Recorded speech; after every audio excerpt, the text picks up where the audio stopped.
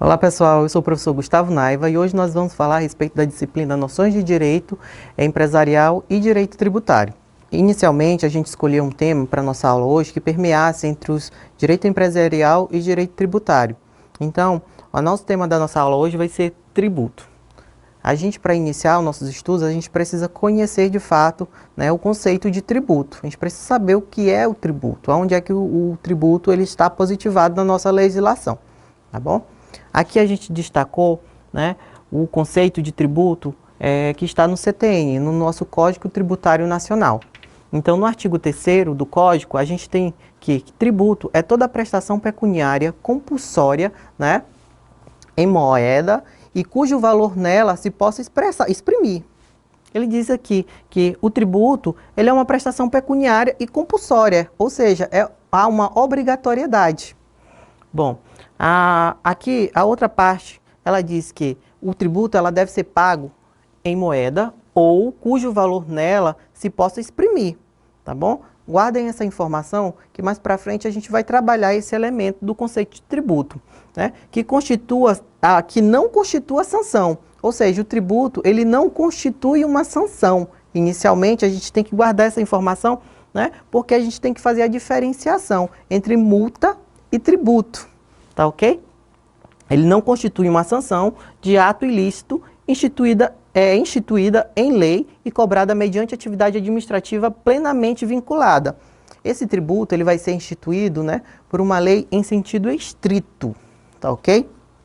A gente já viu o conceito de tributo, né? A gente já sabe que é uma prestação pecuniária que o Estado ele faz o uso do seu poder de império justamente para poder, né, cobrar esse tributo, poder instituir esse tributo e justamente com a finalidade, né, de atender os gastos do seu poder, gastos públicos. É para isso justamente que o Estado ele faz, né, essa arrecadação para atender os gastos públicos.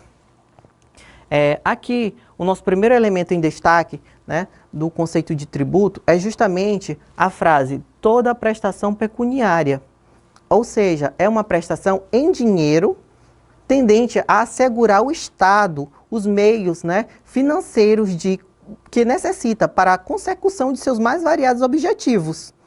Então, aqui a gente tem outra informação que diz que é irrelevante a manifestação de vontade do contribuinte, né, para o surgimento da contribuição tributária. Independentemente da vontade do contribuinte, aquela contribuição tributária, ela vai surgir, ok? Pois, de fato, há uma prestação que é objetivo de uma relação obrigacional.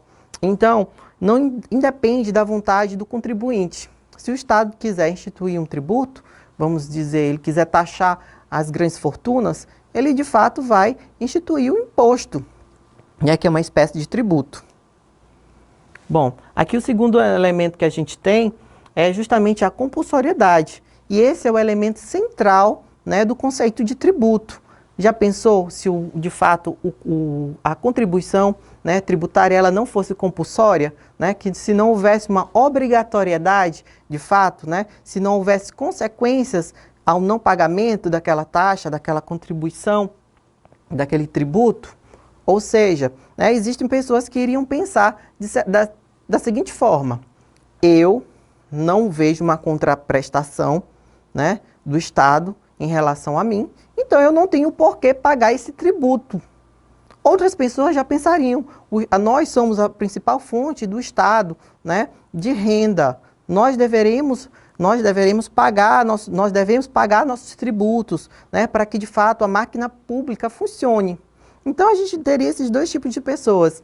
Bom, o dever de pagar tributo, ele nasce independentemente da vontade do contribuinte. Ainda que o contribuinte ele desconheça que aquele fato, né, que ele pratica no mundo concreto seja um fato gerador de tributo. Pessoal, acho que vocês não entenderam muito bem essa parte, porque a gente precisa de fato ver o artigo 123 do CTN, né, e passar por uma exemplificação. Então, Guardem essa informação aqui, ó. Ainda que o contribuinte desconheça que aquele fato que ele está praticando no mundo concreto seja fato gerador de um tributo, né, ele será obrigado, de fato, compulsoriamente a pagar o tributo, independentemente se ele conhece ou não, tá ok? Aqui no artigo 123 do CTN, diz que, CTN, Código Tributário Nacional, diz que, salvo disposições em lei contraditória, né, ou contrária, as convenções particulares relativas à responsabilidade pelo pagamento do tributo não podem ser opostas à fazenda pública para modificar a definição legal do sujeito passivo da obrigação tributária correspondente. Pessoal, vamos ao seguinte exemplo. Joãozinho, ele tem um imóvel. Eu gosto de utilizar Joãozinho. Joãozinho, ele tem um imóvel. Ele quer, de fato, ter uma renda, né, extra, e ele vai alugar certa parte desse imóvel. Ok. Lá, quando ele vai alugar, ele chama a pessoa e diz, olha, você vai ser, de fato, meu inquilino, mas aqui no contrato, né, de locação, eu vou colocar uma cláusula. Nessa cláusula, eu vou dizer que eu estou desobrigado, né, tributariamente em relação ao IPTU, e que você será o responsável, né, por responder perante o fisco se caso ficar inadimplente.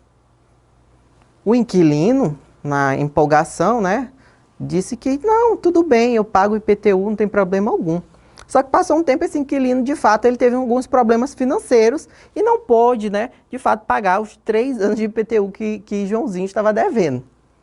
Então, certo dia o fisco bateu lá na porta de Joãozinho e disse, olha, você está devendo IPTU, vamos conversar? Joãozinho, olha, essa conversa não tem que ser comigo, né? Eu tenho um contrato. E nesse contrato, né, com o meu inquilino, de fato, foi estipulado que ele ficaria responsável perante o fisco. O fisco disse para Joãozinho, olha, nem se deu o trabalho de pegar o contrato. Vamos lá ler, né, o que diz o artigo 123 do CTN. Salvo disposição de lei em contrário, as convenções particulares relativas à responsabilidade pelo pagamento de tributos não podem ser opostas à fazenda pública, para modificar a definição legal do sujeito passivo das obrigações tributárias. Ou seja, a modificação do sujeito passivo, ela não pode ser modificada por um contrato, né? Por mais que haja a convenção entre os dois, né? Esse sujeito passivo da relação, ele não pode ser modificado. Então, Joãozinho, de fato, ele ainda é responsável pelo pagamento do IPTU. E ele é quem, de fato, vai responder perante o fisco, né, pelo inadimplemento daquela prestação. Assim sendo, né, a gente tem a seguinte informação. Assim sendo, não se permite, por exemplo, que o proprietário do imóvel transfira ao inquilino a condição de contribuinte do IPTU. Ou seja, ainda que haja cláusula contratual prevendo a responsabilidade, né, deste, né, como havia lá no contrato de Joãozinho, quanto ao pagamento de imposto, ele não produz efeitos perante o fisco. Então, aquele contrato ele não produz efeitos. Então, Joãozinho, de fato, ele vai ser responsabilizado pelo inadimplemento da prestação. O outro elemento que a gente tem aqui é justamente, né, a informação que eu disse para vocês guardarem, que é justamente em moeda ou cujo valor nela se possa exprimir. Ou seja, o tributo ele tem que ser pago em moeda, né? Ou cujo valor nela se possa exprimir. O tributo ele deve ser pago em dinheiro e em moeda circulante no país, tá ok? Mas ao ler, né, essa parte do conceito de tributo lá no artigo 3º do CTN, né, a gente de fato tem a leve impressão, né, que essa frase, ela representa uma autorização genérica. Seria, no caso, o legislador nacional autorizando os entes da federação a estabelecer outra forma de extinção da obrigação tributária, que é justamente, né, a dação em pagamento. Esse pensamento, né, ele é justamente, há uma grande discussão bem complexa a respeito desse pensamento, dessa interpretação. Então, eu só estou esclarecendo aqui para vocês, caso vocês tenham a mesma interpretação, mas o que vale de fato é que o tributo ele deve ser pago em dinheiro e em moeda circulante no país. Bom, o nosso quarto elemento em destaque justamente do conceito de tributo é que não constitui sanção de ato ilícito, ou seja, o tributo ele não constitui, né, justamente sanção de ato ilícito. Nos remete, isso nos remete justamente ao princípio, né, do pecunia non olet. O dinheiro não tem cheiro. Professor, mas o que tem de fato a ver o dinheiro com o cheiro no direito tributário? Espera aí que vocês já vão entender. Nós voltamos aqui para a informação, né? O tributo ele não tem natureza sancionatória. Não há exceção a essa regra. Então, vocês nunca irão ver, né, dizer que Joãozinho cometeu um ato ilícito e por isso irá pagar, né, uma taxa, um tributo, um imposto. Não, de fato, né, o tributo ele não tem natureza sancionatória. Então, o tributo ele não se confunde com multa, né? A multa, justamente é o que eu falei para vocês lá no início, ela constitui uma sanção em virtude de um cometimento de um ilícito. No tributo não. No tributo você comete o fato gerador e aí, de fato, você vai ser, né? Vai nascer justamente a responsabilidade tributária. Então você vai ter que pagar o tributo. Ao contrário, né? Justamente ao contrário. Paga-se o tributo por incorrer em uma situação prevista, né, em lei, com hipótese de incidência tributária. Ou seja, o legislador, ele elegeu, de fato, uma situação, uma vez praticada pelo sujeito, no mundo concreto, esse sujeito, né, ele estará, de fato, sujeito à incidência da norma tributária. E, por essa razão, irá nascer a obrigação de pagar um tributo. A lei, ela prevê que, de fato, né, a hipótese de incidência tributária do imposto de renda. Imposto sobre renda ou proventos, de qualquer natureza, que é justamente o IR. Auferir renda. Então, quando você auferir renda, justamente vai nascer, né, a obrigação de pagar tributo. É justamente a informação que a gente tem aqui, né? E você vai estar praticando o fato gerador.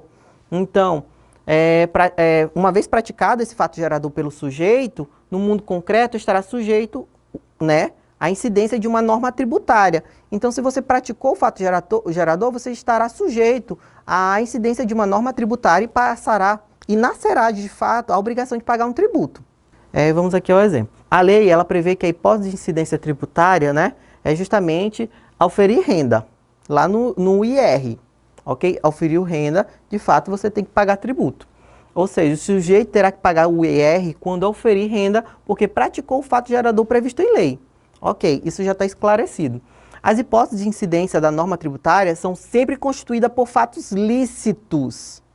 Fatos lícitos. Então, você não, de fato, o legislador, ele não poderá tributar, né, um fato ilícito, ou seja, ele não poderá instituir o ICMS, né, na venda de entorpecente, na venda de drogas. De fato, ele não poderá fazer isso, né, que uma vez ocorridos no mundo jurídico, originam a obrigação de pagar tributo, ou seja, o fato tem que ser lícito, de fato, para poder ser instituído um tributo. Jamais o legislador ele poderá eleger como hipótese de incidência tributária algo ilícito, como, por exemplo, a tributar a venda de circulação de drogas pelo ICMS. Foi justamente o que eu disse. O legislador ele não pode fazer isso, né? Porque o fato ele tem que ser lícito. Outra informação que a gente tem que levar em consideração é que, embora a hipótese de incidência tributária não se refira às ações ilícitas, os frutos de uma atividade ilícita, elas podem ser, sim, objeto de uma tributação. Professor, o que quer dizer isso?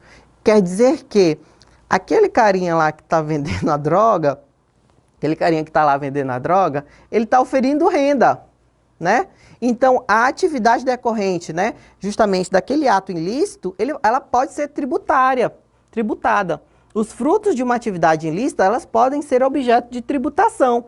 Se ele praticou o fato gerador, que é auferir renda, então, de fato, ele terá que pagar, né, o IR. Não importa os fins da tributação, como essa renda foi auferida. Para o fisco, não importa, né? O que importa é que o sujeito incorreu na previsão de norma tributária. Auferir renda. Ele incorreu na previsão da norma, então, de fato, vai surgir a obrigação tributária, né, de pagar o IR. Assim, o sujeito, né, auferiu renda de atividades ilícitas, ele terá que pagar o IR, né? Por quê? Porque pecúnia non olet, ou seja, o dinheiro ele não tem cheiro. O fisco ele não quer saber qual o cheiro daquele dinheiro, ele quer que ele pague, né? Ele praticou o fato gerador, ele vai ter que pagar. Ok.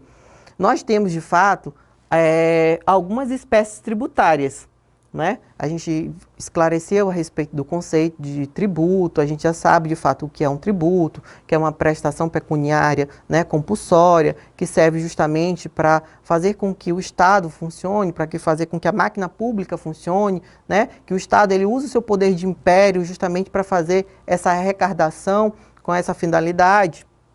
Então, agora a gente tem que saber, de fato, as espécies de tributo. O STF, ele diz que há 5 espécies tributárias, né, no nosso ordenamento jurídico. Já o nosso CTN, lá no artigo 5º e na nossa Constituição Federal, no artigo 145, diz que só apenas 3 tributos, eles preveem, na verdade, apenas 3 tributos, que são os impostos e as taxas e as contribuições de melhoria. Bom, né, entretanto, embora o CTN ele leve em consideração, né, a teoria da tripartite, onde diz que há apenas 3 espécies tributárias, que é justamente os impostos, as taxas, né, e as contribuições de melhoria, os doutrinadores, grande maioria dos doutrinadores e também o STF adotam a teoria pentapartida, né, que diz que além dos impostos, das taxas e das contribuições de melhoria, há também as contribuições e os empréstimos compulsórios, tá bom? Então, no Brasil adota-se, de fato, a teoria pentapartida, tá bom? Para fins de prova, de concurso, se perguntar segundo o CTN, né, a gente diz que é a teoria tripartite, tá bom? Tripartida, que adota justamente dizer que há apenas 3, de fato, tributos, impostos, taxas e contribuições de melhoria. O CTN, lá no artigo, a gente de fato sabe que o CTN, lá no artigo 3º, né, diz que tributo é toda prestação pecuniária compulsória, né? Vamos de fato relembrar o conceito de tributo. Então, toda prestação pecuniária compulsória, de fato, é um tributo. Esse valor ele deve ser pago, né, em moeda, como a gente já viu, cujo valor nela se possa exprimir. Aí a gente também relembra que há aquela contradição, né, a respeito dessa frase, que valor nela que se possa exprimir, né, onde os legisladores, de uma forma meio que indireta, estariam estipulando uma outra forma de extinção da prestação, da prestação tributária. Que não constitua a sanção de ato ilícito. A gente sabe que, de fato, o tributo ele não pode, né, o tributo ele não pode ser instituído como uma sanção, né? Eu não posso pegar uma pessoa, você cometeu um ato ilícito, justamente você vai pagar um tributo. Não posso, né?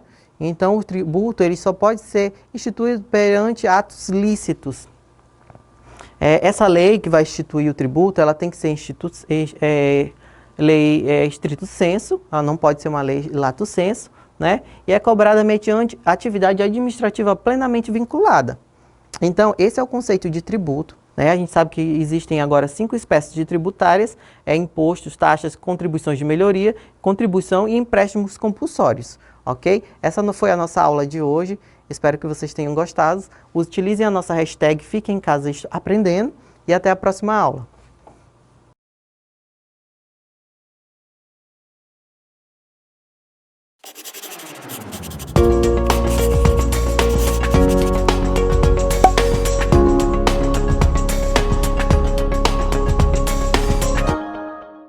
Olá, alunos, eu sou o professor Gustavo Naiva e hoje nós vamos dar continuidade à nossa aula de noções de direito empresarial e tributário.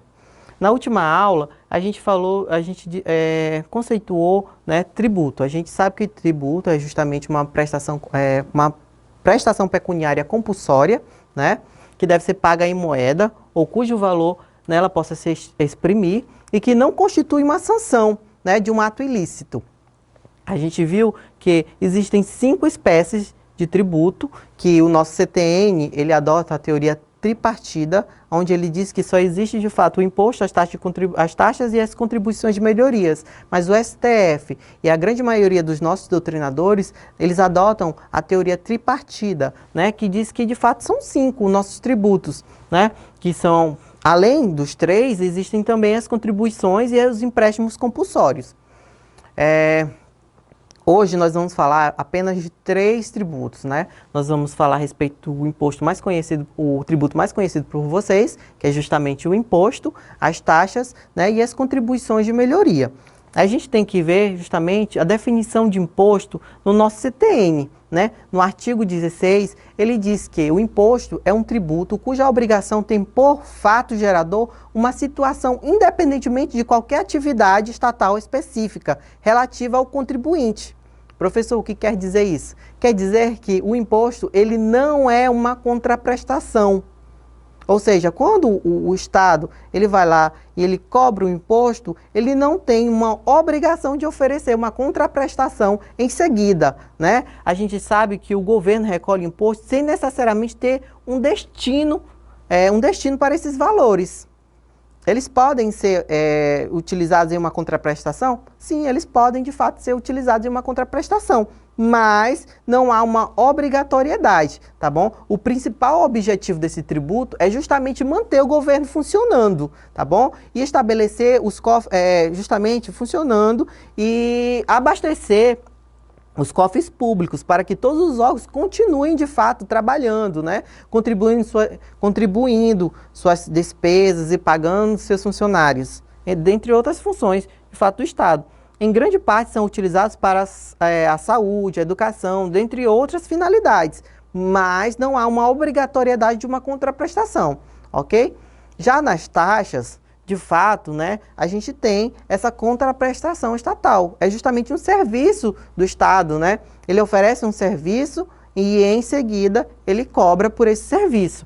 De acordo com o Código Tributário Nacional, em seu artigo 78, as taxas elas podem ser criadas para exercer, para o exercício regular do poder, né, de polícia, ou para o exercício regular do poder de polícia, ou a utilização de serviços públicos em específicos, né? Ela é justamente a informação que a gente tem aqui, ó. Olhem a informação.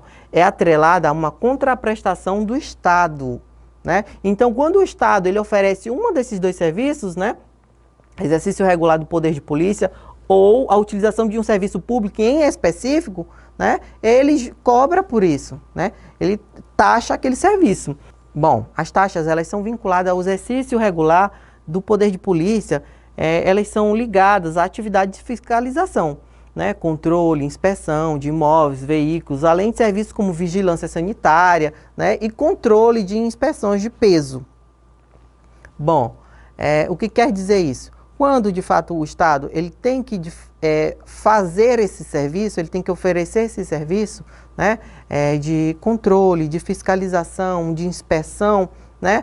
Se vincula a uma taxa, né? Então, de fato, é uma contraprestação, como vocês podem observar. Já as taxas de serviço público, né, elas se referem à utilização efetiva de algum serviço, colocando à disposição, né, colocado à disposição do contribuinte. Então, quando o contribuinte vai lá, procura aquele serviço, emissão de documentos, por exemplo, ele paga uma taxa. Então, o contribuinte, ele procurou aquele serviço, ele vai lá, ele utiliza o serviço, ele tem que, de fato, pagar uma taxa. Agora, as contribuições de melhoria. Bom, as contribuições de melhoria, né, elas estão lá no artigo 81 do CTN. As contribuições de melhoria, elas são, de fato, né, elas são cobradas pela União, pelos estados, pelo Distrito Federal ou pelos municípios. O que quer dizer? Quando o Estado, a União, os municípios, né, eles prestam um serviço, e aquele serviço ele valoriza determinado imóvel, determinada área, né, há uma cobrança pelaquela valorização, né? É o que quer dizer o conceito aqui. No âmbito de suas respectivas atribuições, é instituída para fazer face ao custo de obras públicas de que decorra a valorização imobiliária, tendo como limite total as despesas realizadas e como limite individual o acréscimo de valor que da obra resultar para cada imóvel beneficiado. Então, todo imóvel, né, que é beneficiado por aquela melhoria oferecida pelo Estado, né, pelos distritos federais, pelos municípios, pela União, né, de fato, eles vão cobrar por aquela valorização, por aquela melhoria implementada naquela região. Ou seja, os tributos que são recolhidos para arrumar asfalto, iluminação, né, pública, outra obra que ocorra na cidade. Quando alguma obra acontece em um determinado bairro, por exemplo, é normal que as pessoas, né, é normal que as pessoas que serão beneficiadas na valorização do seu imóvel, inclusive, tenham que pagar esse tributo. Então, é justamente isso, uma contraprestação, né? O Estado ele vai melhorar, ele vai fazer o serviço lá, o necessário. Se houver uma valorização, ele vai taxar, né? Ele vai justamente taxar, ele vai tributar. E esse tributo é justamente a contribuição de melhoria, ok? A gente falou de algumas espécies de tributo, a gente falou do imposto, né? A gente falou da taxa, das contribuições de melhoria. E a gente quer saber, de fato, né, chegar à competência tributária. Quem é que tem competência? Quem deu competência, né, para os estados, municípios, para os entes federativos? Quem é que deu? Né? Essa possibilidade é conferida justamente pela Constituição Federal aos entes federativos, né, de instituírem em seus territórios determinados tributos. Diante dessa autorização constitucional, é justamente né, o ente, onde justamente o ente ele pode, de fato, por meio de lei estrito sensu. Lembram que a gente falou que o tributo ele é instituído por lei estrito sensu, né? Instituir o tributo no seu território nacional, no seu território, na verdade. A gente também tem que falar de algumas características dessa competência, justamente para a gente compreender a mesma, né? A gente tem aí 5 características da competência tributária. São elas: a indelegabilidade, a facultatividade, a incaducabilidade, inalterabilidade e a irrenunciabilidade.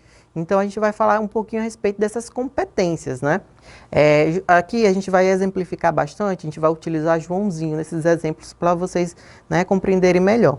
A competência, ela é indelegável, né? É justamente pois o poder de legislar sobre o tributo é exclusivo daquele ente público definido na Constituição. Isso significa que, se a Constituição Federal possibilita ao Estado a criação de um tributo, ele não pode delegar aquela função ao município. Então, em uma reunião dentre os entes federativos, né, e a nossa Constituição, a gente tem a seguinte conversa, né? O Estado ele diz para o município: olha, eu não estou a fim de instituir, né, aquele tributo, eu vou te delegar essa função. A Constituição diz: ó, eu, o mais consciente de todos aqui, vou dizer para vocês, vocês não podem delegar justamente essa função, né? Se está na Constituição, se está escrito, se está positivado, é justamente você que tem que instituir. Você não pode delegar aquela função. E é justamente aqui no nosso artigo 7º do Código Tributário Nacional, né, que a gente vê mais claramente isso, né? Diz que a competência tributária ela é indelegável, salvo atribuições das funções, né, de arrecadação, fiscalização dos tributos ou executar leis. Então, de fato, ela é indelegável, essa competência, né, tributária. Facultatividade. A gente tem aí um tributo que é justamente o tributo, o imposto sobre grandes fortunas, né? Esse tributo, ele nunca foi instituído, tá bom? É justamente, né, uma facultatividade, né, da União, porque é a União que é responsável, de instituir esse imposto. Caso a União entenda necessário, somente quando ela entender necessário, ela pode instituir esse imposto, né? Ela não entendeu, ela acredita, a União, lá na conversa, na roda entre os entes federativos, né? Ela disse para a Constituição: olha, eu posso de fato instituir esse imposto, mas no momento eu não entendo, eu não acho que seja necessário. Então, eu vou deixar isso para fazer depois, né? Então, essa competência, ela é facultativa. Os entes federativos, eles podem ou não instituir o imposto. Justamente responsabilidade deles. Está somente exercerá tal prerrogativa quando entender necessário. Quando eles entenderem necessário, de fato, eles podem instituir o imposto. Dito de outra maneira, a Constituição dá poderes para os entes federativos criarem, extinguirem tributos, mas ela não os obriga, tá bom? Então, ela não os obriga. Ela dá poderes para criarem e extinguirem, mas quando eles quiserem, quando eles facultarem por aquilo. Aí, a gente tem na seguinte conversa lá, né, dos entes federativos, o município, que é o mais saliente de todos, ele diz, olha, se tu não instituir esse imposto, ele vai caducar, o teu direito vai caducar. E aí, quando tu quiser instituir, de fato, tu não vai poder. E aí que a Constituição novamente diz para o município, né? Ele diz o seguinte, a competência tributária, ela não tem prazo para ser realizada. Que essa informação que tu está passando para os outros entes federativos é equivocada, né? Pois trata-se de uma competência legislativa e não há prazo para esta ser exercida. Então, por ser uma competência legislativa, não há um prazo estipulado para essa ser exercida. Ou seja, daqui a 60 anos, daqui a 10 anos, daqui a 2 anos, se de fato a União quiser instituir o imposto, né, ela vai poder fazer. O direito dela não vai caducar, né, a competência legislativa dela não vai caducar. Assim, se a competência para legislar sobre qualquer assunto é incaducável, né, segundo a competência legislativa, para legislar sobre o direito tributário também é. Por analogia, a gente aplica justamente isso. Não caduca o direito de criar imposto sobre grandes fortunas. Então, a informação que o município trouxe para a gente, aquela informação é justamente equivocada, tá bom? A inalterabilidade, né, da competência tributária. Aquela competência tributária instituída lá pela Constituição Federal, ela não pode ser alterada, salvo, né, algumas exceções. Bom, a Constituição Federal, ela atribui competência tributária, por exemplo, aos estados, né, aos estados membros, para instituir imposto sobre causas mortes, segundo o artigo 153, inciso 1º da Constituição Federal. Ela também, né, dá competência para a União instituir imposto sobre sobre importação de produtos, essas coisas. Bom, é um fato incontestável, né, que a alteração da competência só será admissível, né, justamente por meio de emenda constitucional. Se não for por um meio de emenda constitucional, aquela alteração, ela não vai poder acontecer. É justamente essa ressalva que eu falei para vocês, né? Então, por meio de emenda constitucional, poderá haver uma alteração da competência, somente por emenda constitucional. Não se permitindo assim que o princípio da federação seja abalado por modificações advindas de vontade do legislador infraconstitucional. Então, o legislador infraconstitucional, ele de fato não pode alterar a competência, né, tributária dos entes federativos. Ele não pode alterar a Constituição a não ser por meio de emenda constitucional. Bom, a irrenunciabilidade, né, irrenunciável. Bom, a competência tributária, ela é irrenunciável, né? A irrenunciabilidade da competência tributária diz respeito à impossibilidade de abrir mão da aptidão do ente federativo, né, de criar tributo. O município não pode simplesmente dizer, olha, eu não quero criar um tributo, estou abrindo mão, né? Estado, fica para você essa função, eu não quero mais. Não, infelizmente não. A Constituição vai lá e lembra ele de novo que a competência tributária, ela é irrenunciável. Isso significa que a faculdade constitucional que lhe concedida estará sempre atrelada ao ente federativo. Mesmo que o município não queira mais essa função, essa competência de fato, ele não pode se desvincular, né? Ele não pode se desvincular dessa faculdade constitucional. Ele não poderá abdicar dela, seja no todo ou em partes. Mesmo que ele fale, ah, não, mas eu não quero ela toda. Pega uma parte para ti, a Constituição vai lá e lembrei de novo, olha, tu não pode fazer isso, nem você e nem os outros entes federativos, tá ok? Pessoal, a gente aqui, só para exemplificar melhor, a gente justamente tem a possibilidade de da União instituir, né, o imposto sobre grandes fortunas.